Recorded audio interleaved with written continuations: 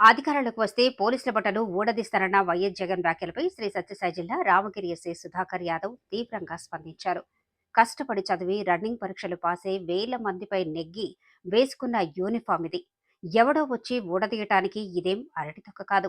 మేం నిజాయితీగా ఉద్యోగం చేస్తాం, ప్రజల పక్షాన నిలబడతాం, నిజాయితీగానే చేస్తాం, అడ్డదాడులు తొక్కం, జాగ్రత్తగా మాట్లాడు అని జగన్ వ్యాఖ్యలపై తీవ్రంగా స్పందించారు.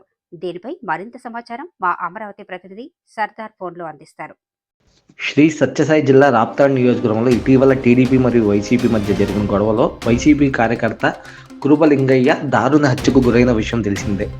ఈ కుటుంబాన్ని మాజీ ముఖ్యమంత్రి వైఎస్ జగన్మోహన్ రెడ్డి పరామర్శించి రాష్ట్ర ప్రభుత్వం మరియు రాష్ట్ర పోలీసులపై తీవ్ర వ్యాఖ్యలు చేశారు. తమకు జరిగిన అన్యాయాలపై రాష్ట్ర ప్రజలు ప్రశ్నిస్తుంటే చంద్రబాబు పోలీసులను ఉపయోగించి ప్రతీకారం తీర్చుకుంటున్నారని మండిపడ్డారు.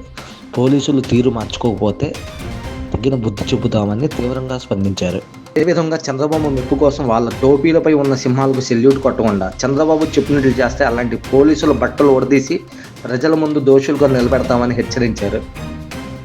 పోలీసులు తమ వైఖరిలో మార్పు తెచ్చుకోవాలని, చేసే ప్రతి పనికి వడ్డీతో సహా చెల్లిస్తామని ఘాటుగా స్పందించి తీవ్రంగా హెచ్చరించారు. ఈ నేపథ్యంలో అధికారంలోకి వస్తే పోలీసుల బట్టలు ఊడదీస్తున్న వైఎస్ జగన్ వ్యాఖ్యలపై స్థానిక ఎస్ఐ సుధాకర్ యాదవ్ తీవ్రంగా స్పందించారు. ఎంతో కష్టపడి చదివి ఈ ఉద్యోగం తెచ్చుకుందామని ఎవరో వచ్చి బట్టలు ఊడదీస్తామంటే ఊరుకునేది లేదని మాజీ సీఎంను హెచ్చరించారు.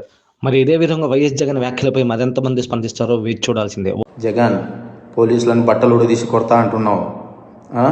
పోలీసులు ఏమన్నా నువ్వు ఇస్తే వేసుకున్న బట్టలు అనుకున్నావా? కష్టపడి చదివి రన్నింగ్ రేసుల్లో ఎగ్జామ్స్లో పాస్ అయి ఎన్నో వేల మంది పోటీ పరీక్షల్లో నెగ్గి వేసుకున్న యూనిఫామ్ ఇది. నువ్వెవడో వచ్చి ఉడదీస్తా అంటే ఉడదీయడానికి ఇదేమి అరటి తొక్క కాదు.